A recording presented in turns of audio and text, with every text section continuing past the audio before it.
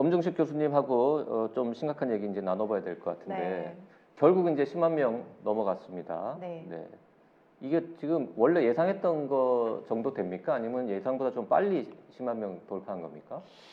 사실 좀 빠릅니다. 저희 처음에 이제 그 전문가들의 그 유행 예측 자료들을 보면은 실제로 이제 그 본격적인 그런 대량 환자 발생이 3월 초 중순부터 시작이 돼서 이 절정이 아마 4월 달 어느 지점쯤 진행이 되고 5월 달부터 꺾이기 시작해서 7월쯤 마무리되는 그런 예상을 했는데요.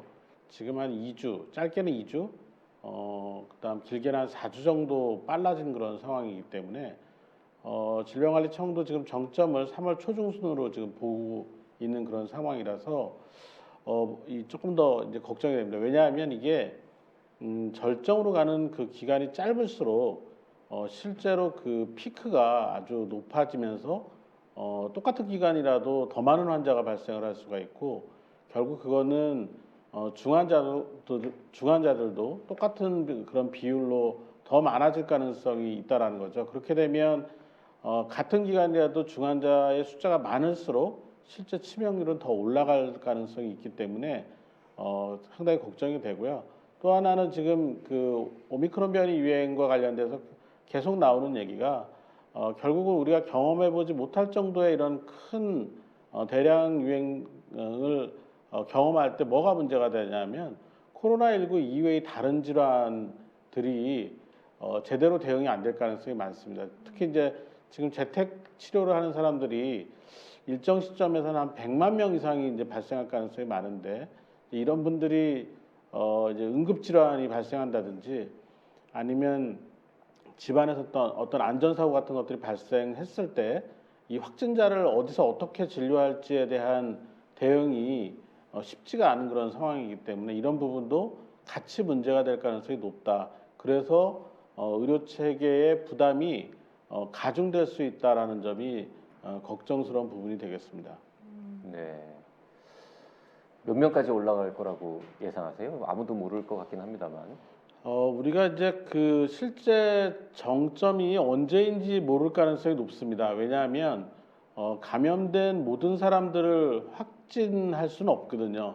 특히 지금처럼 PCR 검사로 확진하는 방법을 사용하는 상태에서 PCR 검사 역량이 제한이 돼서 신속 항원 검사로 이 환자들의 일부가 검사를 해야 되는 그런 상황이 된 상태에서는 이 PCR 검사에서 확인된 환자들은 실제 감염자들의 일부인 거죠. 그러니까 실제로 피크가 어느 정도 됐을지를 예측하기가 굉장히 어렵고 그래서 유럽이나 미국 같은 경우도 확진자가 이제 확실히 줄어드는 양상 그리고 중환자가 줄어드는 그런 상황을 보고 나서야 우리가 정점이 지났구나 이렇게 판단을 했거든요. 네. 그래서 우리도 PCR 숫자만으로 PCR에서 확인된 그 환자 숫자만으로 정점을 예측하기가 상당히 어려운데 그렇지만 예측 모델에 의하면 최대 국가수리과학연구소 예측으로는 최대한 36만 명까지 올라갈 수 있다라고 예측을 하고 있고 그런 상황이 된다면 실제로 우리가 진단되지 않은 상태에서 중환자가 돼서 병원을 찾는 사람들도 늘어날 가능성이 높기 때문에 상당한 위기감을 느끼고 있습니다. 36만 명이요. 이 추세가 꺾이긴 꺾일까요? 혹시 언제쯤 꺾일 거라고 보시나요? 지금 이런 추세라면 5월 말에서 6월 초쯤이면 확실히 환자 수가 줄어드는 걸 알 수가 있을 것 같고요. 정점을 3월 중하순 정도로 본다면은 4월 첫째 주, 둘째 주 지나면서 환자가 서서히 줄어들 겁니다. 그렇지만 그때 중환자는 피크가 될 가능성이 있고 사망자도 오히려 그 시기에 늘어날 가능성이 높습니다. 네.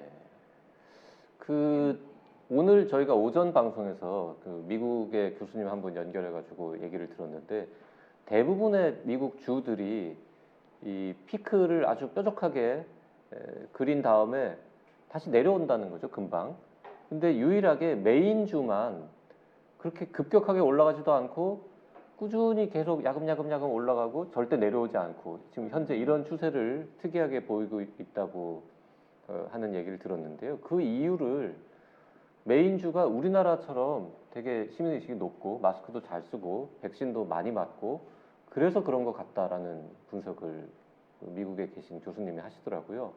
그 얘기 들으면서 이런 식이면은 우리나라도 피크가 올라갈 때처럼 빨리 다시 내려오지 않고 그냥 고원 형태라고 표현하잖아요. 네. 굉장히 높이 올라간 다음에 꾸준히 유지되는 거 아닌가라는 걱정도 들던데 그럴 가능성에 대해서는 어떻게 판단하고 계십니까? 이제 지금 말씀하신 것처럼 우리가 마스크 착용률이 상당히 높고 백신 접종률도 높고 그리고 이제 항바이러스제가 도입이 돼서 활용이 되고 있는 비교적 이제 대응과 관련된 기본적인 그 준비는 되어 있는 상태에서 오미크론이 유행을 하고 있기 때문에 이게 방역을 갑자기 확 풀지 않는 이상은 이 아주 그 폭발적인 그런 영어로 표현하면 서지라고 하죠. 그러니까 아주 그냥 그 피크가 엄청나게 높게 올라가는 그런 확진자의 그 대량 환자 발생이 단기간에 일어나는 그런 상황으로 갈 것 같지는 않습니다.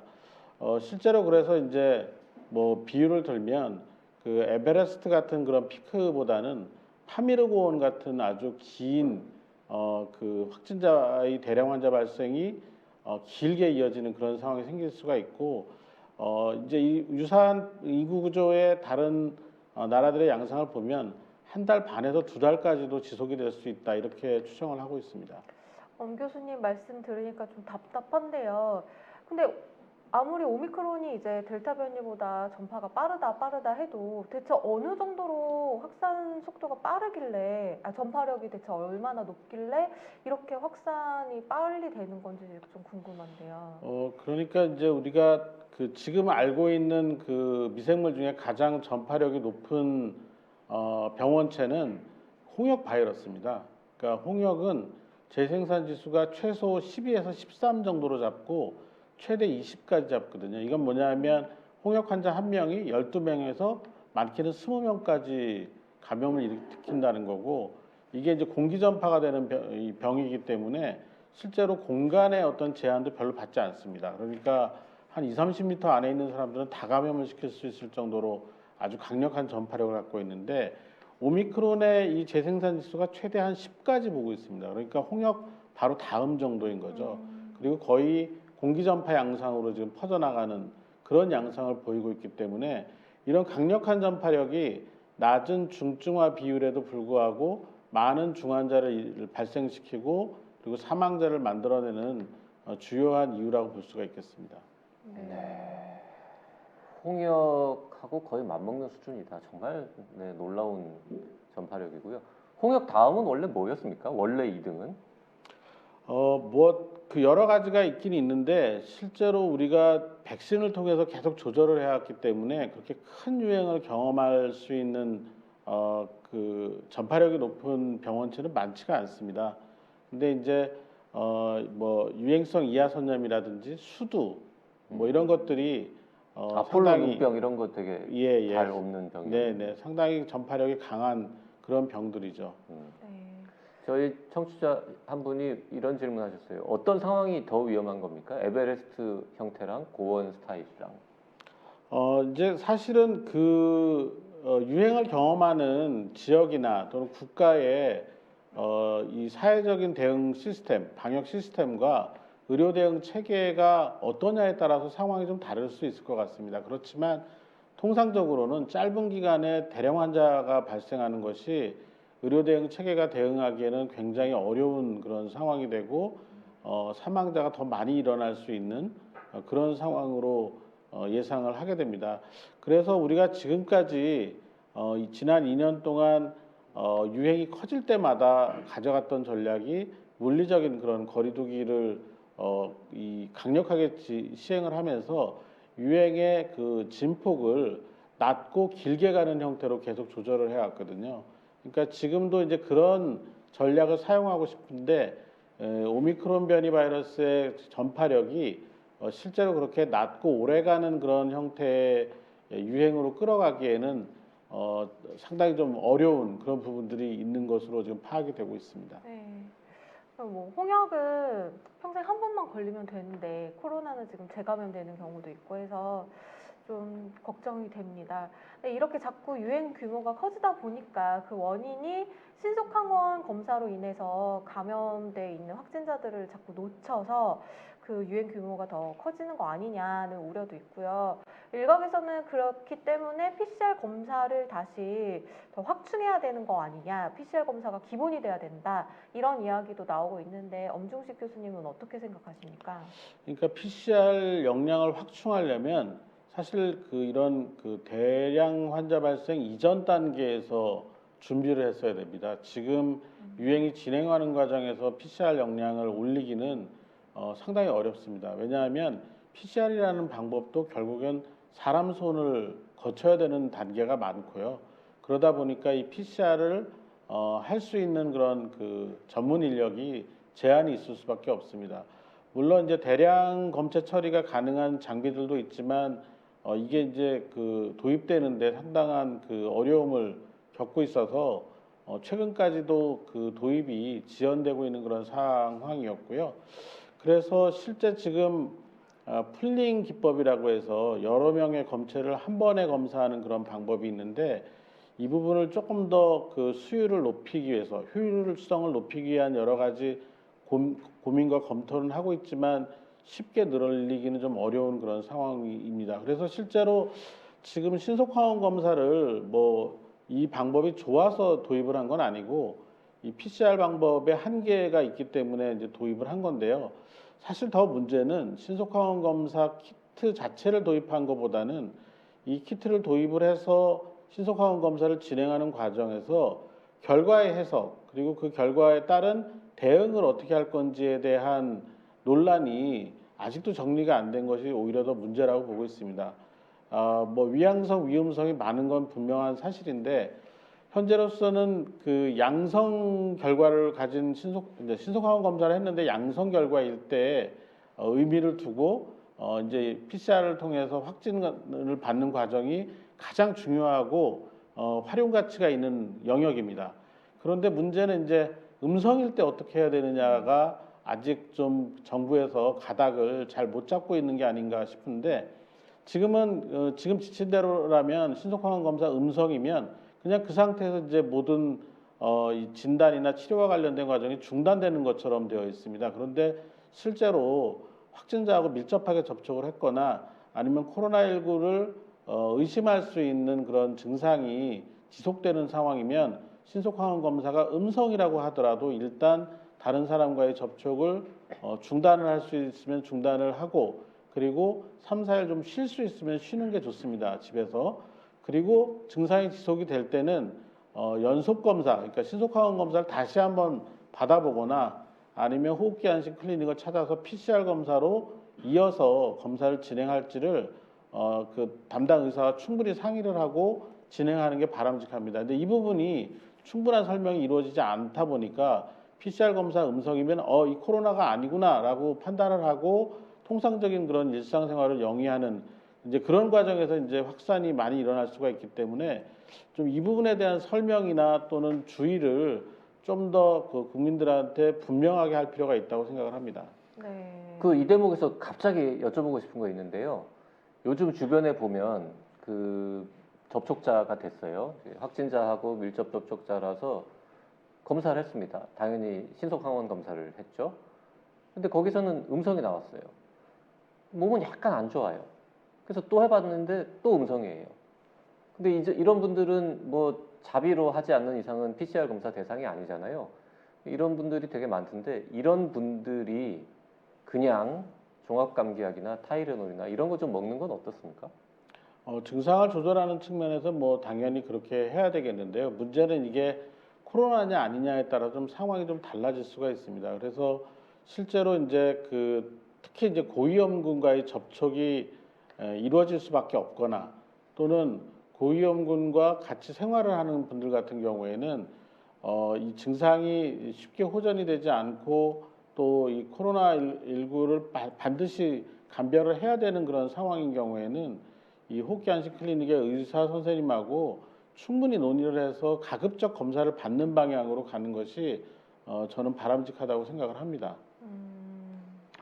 그러니까 하여튼 그렇군요. 약을 먹어서 안 된다는 건 아니지만 지금 말씀하신 거는 진짜 코로나인데 약 먹고 증상이 좀 이렇게 매스킹 돼가지고 숨겨져서 진단이 확진이 늦어지는 건 오히려 나쁘지 않냐 이 말씀이신 거죠? 이제 그런 부분이 이제 특히 고위험군에 해당하는 분들 같은 경우는 문제가 될 수가 있는 거죠. 실제 폐렴이 진행하고 있는 상황에서 약을 먹는 것 자체가 말씀하신 것처럼 증상을 가릴 수가 있거든요. 그래서 보통은 저희가 48시간에서 72시간을 얘기를 합니다. 그 사이에 증상이 충분히 좋아지고 전신 상태가 좋아진다면은 뭐 설사 코로나19라고 하더라도 이제 지나가는 그런 상황이 될 거고요. 그렇지만 그 48시간에서 72시간이 지났는데도 약을 중단했을 때 열감이나 오한이 있고 뭐 콧물, 인후통, 기침 뭐 이런 호흡기 증상이 있는 그런 상황이라면 PCR 검사로 이어질 수 있도록 이 노력을 좀 해야 될 것 같습니다. 네. 만 3일 정도 괜찮으면은 일단 조금은 걱정을 좀 덜어도 될 것 같다는 의미이신 것 같네요. 네. 네. 최근에 이제 확진자가 폭증하면서 격리하는 인원도 많아졌잖아요. 그러니까 사회적으로 좀 전반적인 기능이 마비되지 않을까 우려도 되고요. 혹시 우리나라도 외국처럼 락다운을 하는 상황이 오지 않을까 걱정되는데 엄중식 교수님이 보시기에는 우리나라도 락다운 할 가능성이 있을까요? 사실 이 부분을 정부가 뚜렷하게 좀 밝혀야 됩니다. 지금 방역 완화와 관련된 그런 그 논의가 뭐 오늘 일부 방역 완화를 했음에도 불구하고 계속 이어지고 있거든요. 그리고 앞으로의 유행 양상이 어떻게 될지에 대한 그 걱정들도 많은데 실제로 우리가 이 오미크론 변이 바이러스 유행에서 어떤 상황까지 갈 수 있는지 최악의 상황이 무엇인지를 정부가 아주 정확하게 설명을 해야 됩니다. 그리고 그런 상황이 되기 직전 또는 그런 상황으로 진행하는 것이 확실시 된다면 어떤 방식으로 그 최악의 상황을 막을 것인지에 대한 결정도 미리 해놓고 국민에게 설명을 해둬야 됩니다. 지금 이 오미크론 변이 바이러스의 유행처럼 많은 확진자가 나와서 실제로 뭐 15만, 20만 이런 식으로 대량 환자가 발생하면 기존의 거리두기와 같은 방법으로는 단기간에 환자를 줄일 수가 없습니다. 그래서 이제 유럽의 여러 나라들이 이런 방역 완화 과정에서 환자들의 그 폭발적인 그런 발생 그리고 유행이 빨리 끝나지 않는 그런 상황에서 락다운을 여러 차례 경험을 했거든요.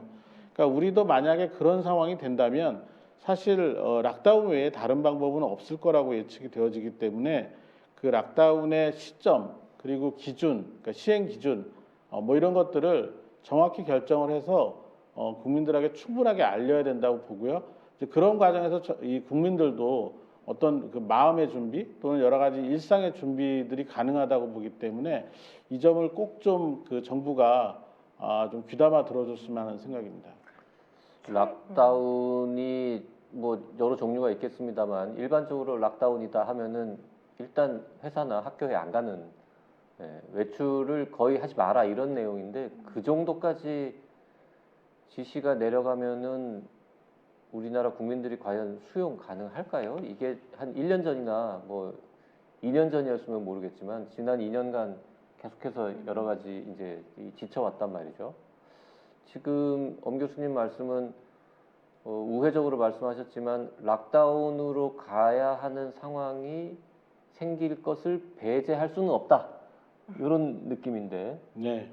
원래 평소에도 이제 굉장히 부정적인 그 전망을 많이 말씀해 오신 분이긴 합니다만 락다운도 생길 수 있다라고 바로 옆에서 들으니까 약간 등골이 오싹한 이런 느낌이 듭니다. 그러니까 뭐 부정적인 그런 그 인식 자체가 뭐 문제라고 저는 생각하지는 않고요. 근데 이제 적어도 정부와 전문가는 그런 최악의 상황에 대한 대비를 해야 된다고 보고 있고 지금 오미크론 변이 바이러스 유행 양상을 보면 특히 이제 먼저 경험한 나라들이 사실 그 이전에 델타 변이보다도 더 많은 그런 이 사회적인 공백 그리고 의료 체계의 공백을 경험할 수밖에 없는 그런 상황이 보였거든요. 그러니까 그래서 정부도 BCP라고 해서 업무 연속성을 위한 그런 계획을 병원을 비롯해서 사회안전망에 필요한 조직들에게 작성을 하고 수립을 해서 운영할 수 있도록 지금 준비하라고 계속해서 재촉을 하고 있거든요. 그러니까 실제로 그럴 가능성을 염두에 두고 있는 거죠. 네. 그래서 이런 부분에 대해서 투명하게 얘기를 해야 됩니다. 이게 어느 날 갑자기 이 락다운이 아니면 안 되겠다라는 얘기가 나오게 되면은 국민들은 굉장히 크게 당황할 수밖에 없고 그런 락다운에 대한 준비 과정에서 굉장히 큰 혼란이 생길 수가 있습니다. 마치 영화에서 나오는 것 같은 통제되지 않는 그런 상황이 생길 수가 있기 때문에 이건 분명히 설명을 하고 실제로 어떤 상황이 되면 그렇게 될지에 대한 이해를 충분히 구해서 그 자체가 우리 국민들에게 어떤 가이드라인이 될 수 있게 해야 된다고 저는 생각을 합니다. 네. 지금 수런님이 대선 앞두고 있어서 절대 안 할 것 같기도 하고 네. 정권이 바뀌면 정권 초니까 또 절대 안 할 것 같다 이런 의견 주셨는데 그러면은 대선 끝나고 정권 바뀌기 전까지 그 짧은 기간에는 가능하다는 뜻으로 해석을 해야 되는 댓글인지 잘 모르겠습니다만 모짜렐라님은 락다운 비상식량까지 챙겨놔야 하나 무섭네요 이런 댓글 주셨는데 대부분의 나라에서 락다운을 해도 그 먹을 거 사러 나가는 거는 허용을 했기 때문에 비상식량까지 챙기실 필요는 없지 않을까 싶습니다. 네. 네. 근데 어떤 상황이 돼야 락다운까지 고려를 해봐야 하는 걸까요? 뭐 확진자 기준인가요? 아니면 위중증 환자 기준일까요? 아무래도 이제 중환자 발생하고 사망자 발생이 중요한 기준이 될 것 같습니다. 그러니까 지금 뭐 중증화 비율이 델타 변이보다 낮은 거지 실제로 그 내재적인 그 중증도를 보면은 이 분석 자료들이 계속 나오는 걸 보면 오미크론 변이 바이러스가 적어도 우한에서 유행했던 그런 최초의 바이러스 정도의 중증도는 있다라고 판단을 하고 있거든요. 그런 분석 자료들이 나오고 있거든요. 그러니까 뭐 지금 일부에서는 오미크론 변이 같은 경우는 이제 독감처럼 받아야 되는 거 아니냐라고 말씀들을 하시는데 이건 지금 아직 우리가 비교적 유행 초기이기 때문에 지금 보이는 걸로 그렇게 판단하시면 곤란하다고 보고요. 실제로 이 오미크론 변이 바이러스 유행의 정점 또 그 정점을 지나는 과정에서 여러 나라에서 나온 데이터들을 보면 실제 입원 환자가 델타 변이 바이러스 유행 때보다 더 많고 그리고 사망자도 더 많이 나오는 그런 양상을 보이는 경우도 있습니다. 그렇기 때문에 이 오미크론 변이가 충분히 이 시간이 지나서 우리가 지금 이제 정점을 지났다라고 판단할 때까지 절대 긴장의 끈을 놓으면 안 된다고 생각합니다. 락다운 되면 배달도 못 합니까? 쿠팡, 쓱배송 이런 거 다 중단이에요? 제가 그것까지는 잘 모르겠습니다. 그게 외국 사례를 우리가 참고할 수 없는 게 쿠팡 무슨 쓱배송, 마켓컬리 이런 게 우리처럼 잘 돼 있는 나라가 없었기 때문에 근데 제가 그 코로나 파이터스 라이브 진행하면서 초창기 이탈리아가 락다운했던 상황을 현지 연결해서 들어봤었잖아요. 그때는 슈퍼에서 배달을 해다 줬다고 합니다. 문 앞까지. 그러니까 아마도 그쪽이 우리나라처럼 이렇게 배달 문화가 발달해 있지 않았음에도 불구하고 이렇게 했으니까 한국 같은 경우는 택배 기사님들이 확진이 되지 않는 이상 가능할 수 있지 않을까라는 생각이 좀 들긴 해요. 네. 네. 락다운 어떤 분이 네. 락다운 됐는데 답답해서 집 밖에 나가고 싶으면 배달 알바를 하면 되겠다는 네, 웃픈 댓글 주셨고요. 네. 포도맛 젤리님도 쿠팡이나 마켓컬리 주식을 사야 하나 이런 고민 댓글도 주셨습니다. 네. 그 사람들이 코로나를 계절 독감처럼 언젠가는 관리할 거다 이렇게 얘기를 하는데 이 의미가 계절 독감처럼 매년 이렇게 돌아온다는 의미, 그러니까 뭐 백신을 맞아야 된다 매년 이런 의미인 건지 아니면 이 코로나 바이러스에 매년 감염이 될 수 있다라는 걸 의미하는 건지도 좀 궁금해요. 치명률이 독감 네. 수준으로 낮아진다라는 의미일 수도 있을 것 같은데요. 계절 독감처럼 관리한다. 이거는 어떤 의미입니까? 일단 거리두기를 안 하는 거죠. 그러니까 지금 우리가 인플루엔자 독감 때문에 거리두기를 하지는 않고 또 실제로 이렇게 모든 사람들이 마스크를 착용하는 그런 상황을 요구하지도 않습니다.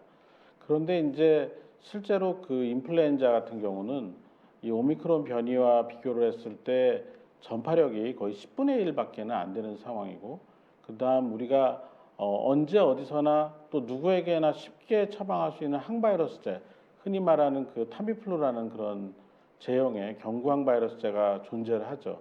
그리고 지금 우리가 사용하고 있는 코로나19에 대한 백신보다도 훨씬 안정적이고 또 효과가 길게 가는 그런 인플루엔자 백신이 자체적으로 생산이 가능한 그런 구조입니다. 그러다 보니까 그런 조건들이 같이 가지 않는 이상 그냥 계속해서 이 변이 바이러스의 치명률이 낮아진다라는 점을 가지고 독감처럼 관리하자. 이거는 좀 곤란하다고 봅니다. 우리가 실제로 새로운 변이 바이러스가 나오거나 또는 뭐 우리나라에서 아주 특별하게 오미크론 변이 바이러스의 치명률이 정말 인플루엔자처럼 0.1% 정도로 떨어졌다라고 쳤을 때라고 하더라도 실제 전파력이 거의 10배 정도 되기 때문에 실제 확진자가 뭐 우리나라의 그 인플루엔자 유행 시기에 한 30만 명 정도가 감염이 된다고 치면 300만 명이 감염이 되는 거고 그 30만 명의 0.1%인 3천 명 정도가 한 해에 사망을 하는데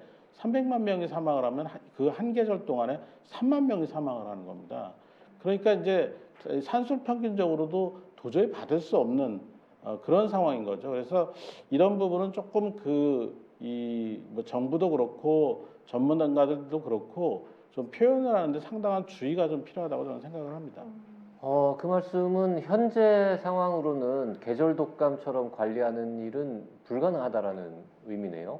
네, 지금 오미크론 변이 바이러스 자체는 뭐 질병관리청에서도 발표를 했지만 독감처럼 다를 수가 없습니다. 그러니까 만약 독감처럼 거리두기를 하지 않고 마스크 착용을 하지 않은 상태에서 이 제한적으로 수입되는 항바이러스제로 대응을 하려고 하면 너무 많은 사망자가 나올 수 있습니다. 걱정스럽네요. 네.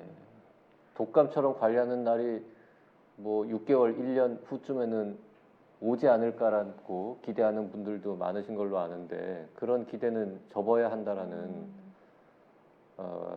어두운 전망을 해주셨는데요. 네. 어쨌든 치명률이 더 낮아지고 치료제도 더 많이 내려오고 뭐 가격도 좀 내려가고 그렇게 된다고 하더라도 마스크는 못 벗는다. 네. 그 얘기인 것 같네요. 네. 그렇습니다.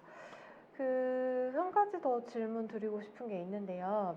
모든 코로나 변이를 맞는 슈퍼 백신을 미국에서 연구 중이라고 하던데 이게 가능한가요? 아직 나오지도 않은 변이를 예방한다는 게? 백신의 그 제작과 관련된 여러 가지 그 새로운 그 기술들에 대해서 제가 아주 전문가는 아니기 때문에 뭐 구체적인 설명을 드리긴 좀 어렵습니다만 실제로 우리가 인플루엔자 같은 경우에도 매해 그 예측되는 유행 바이러스, 그러니까 지역 변이 바이러스 같은 것들을 예측을 해서 백신을 제작을 하거든요. 근데 이제 이 부분도 그렇지 않게 일정한 그런 변이를 다 커버할 수 있는 그런 형태의 백신 개발을 위해서 계속 노력을 하고 있었는데 코로나19의 경우에도 앞으로 계속 나오는 변이 바이러스를 고려한다면 지금과 같이 그 변이 바이러스마다 백신을 생산해서 접종을 할 수는 없는 상황이거든요. 그래서 일정한 변이 내에서는 동일한 백신으로 예방 효과를 가져올 수 있는 그런 형태의 백신을 개발하기 위해서 노력 중인 것으로 알고 있습니다. 또 실제로 그런 백신이 나와야지만 앞서 얘기한 것처럼 독감처럼 관리가 가능해질 것으로 예측을 합니다. 네. 최근에 이제 많은 전문가들이 예방 접종 뭐 2번 맞고 나서 돌파 감염 이게 뭐 그렇게 슬픈 일이 아니다. 돌파 감염되면은 자연 부스터샷을 맞은 거니까 슈퍼 항체 이런 게 생긴다. 뭐 이런 얘기를 했단 말이죠. 그래서 그런 얘기 들을 때는 그러면은 가볍게 한번 앓으면은 그 다음에 안 걸 좋은 일일 수도 있겠네라고 생각했는데 2번째, 3번째 확진되는 사례도 계속 보고가 되고 있단 말이죠. 그런 분들은 왜 걸리는 겁니까? 이제 재감염 사례가 특히 오미크론 변이 바이러스 유행하면서 여기저기서 보이고 있는데요. 쉽게 설명을 하면 이제 변이가 심하게 나올수록 우리 몸이, 우리 면역 체계가 새로운 변이 바이러스가 몸에 들어왔을 때 우리가 기존에 경험했던 그 코로나19 바이러스라고 생각을 하지 않는다라는 겁니다. 그래서 다른 바이러스라고 인지를 하기 때문에 대응 능력이 떨어지게 된다라고 아주 쉽게 설명을 할 수가 있는데요. 물론 이제 기전은 그거보다 훨씬 복잡합니다. 그렇지만 그렇게 변이의 그 위험성이 이제 그런 측면에서 있는 거죠. 그래서 실제 이제 저희 병원에서도 델타 변이 바이러스에 감염이 됐던 분이 10주 이내에 오미크론 변이 바이러스 감염돼서 다시 격리되는 상황이 발생을 했거든요. 그래서 이제 이런 문제들이 앞으로 새로운 변이 바이러스가 나올 때 또 똑같은 그런 현상이 될 수가 있기 때문에 고민거리 중에 하나이고 어떻게 해결할지에 대한 이제 그 연구들이 필요한데 그래서 실제로 델타 변이 바이러스 유행 당시에 이전에 이제 감염됐던 분들 같은 경우도 또 델타 변이 바이러스에 감염됐던 분들 같은 경우에도 백신 접종을 권고를 했거든요. 그 중요한 이유가 이런 변이 바이러스나 이런 것들에 대한 대응 능력을 조금이라도 높이기 위한 그런 선택이었는데 아무튼 그런 부분들이 참 이 코로나19의 대응을 계속해서 어렵게 만드는 부분이라고 보시면 될 것 같습니다. 네. 네. 그 2차 감염, 3차 감염이 되면 1차에 감염됐을 때보다 증상은 좀 완화되는 편입니까? 아니면 똑같습니까? 아직 사례가 그렇게 뭐 분석할 정도로 자료가 모이진 않아서 명확하게 말씀드리기는 어렵지만 이제 이론적으로는 한번 감염됐던 분들이 백신을 접종했다 하고 나서 감염된 분들이 가볍게 앓는 것처럼 한번 감염됐던 분들이 다 재감염이 됐을 때는 조금 더 가벼운 증상을 앓는 것으로 보여지고 있습니다. 네. 그나마 오늘 하신 말씀 중에 우리한테 약간 희망을 주는 말씀이셨던 것 같습니다. 네. 저희가 뭐 사진을 하나 준비했다고요? 네, 저희가 준비한 사진인데요. 두 개 지금 검사를 받으려고 줄 서 계신 분인데요. 보이시나요? 방독면을 쓰고 계십니다. 그러니까 코로나19 오미크론 감염에 대한 이제 두려움을 보여주는 단면인 것 같은데요. 교수님, 저 방독면 저렇게 쓰면 바이러스 감이 막는 효과가 있나요? 안 쓴 것보다 낫겠지만 저 방독면의 그 종류나 뭐 이런 것들이 뭔지에 따라 좀 다를 것 같긴 한데 사실은 이제 저게 그 선별진료소나 이런 데 너무 많은 사람들이 몰리면서 네. 개인 간의 간격을 확보하지 못해서 발생하는 문제들이거든요. 그러니까 이제 선별진료소 운영이나 이런 부분과 관련돼서 좀 개선점이 있다라는 것이고 실제로 저렇게 방독면을 썼을 때 그 예방 효과 이런 것들은 뭐 정확하게 좀 말씀드리기가 좀 어려운 것 같습니다. 네. 저렇게까지 방독면까지 쓰면서 좀 불안해하고 있는 시민들한테 한 말씀 해주신다면 어떤 말을 해주고 싶으신가요? 그러니까 앞으로 지금 3, 4월 달은 우리가 또 경험해보지 못한 정말 그 어려운 시간을 보내야 될 것 같습니다. 물론 이제 저희들의 예상이 틀려서 좀 쉽고 편하게 넘어갈 수 있다면 그보다 좋은 일은 없지만 세상사가 그렇게 뭐 마음 먹은 대로 되지는 않죠. 그리고 다른 나라들의 유행 경험들을 보면 우리나라가 지금까지 경험하지 못한 여러 가지 그 문제점들이 또 많이 발생할 가능성이 높기 때문에 이 오미크론 변이 바이러스의 그런 강력한 전파력에 대해서 우리가 맞설 수 있는 거는 결국은 물리적인 대응 방법, 그러니까 이 거리두기, 마스크 착용밖에는 없거든요. 그래서 이 부분이 지금 너무 오래 지속이 되고 있기 때문에 힘들고 괴로우시겠지만 그래도 그것이 유일한 방법이라는 것을 좀 받아들이고 끝까지 우리가 이 위기를 넘길 때까지 좀 집중하고 또 좀 조금 더 인내할 수 있었으면 좋겠습니다. 네.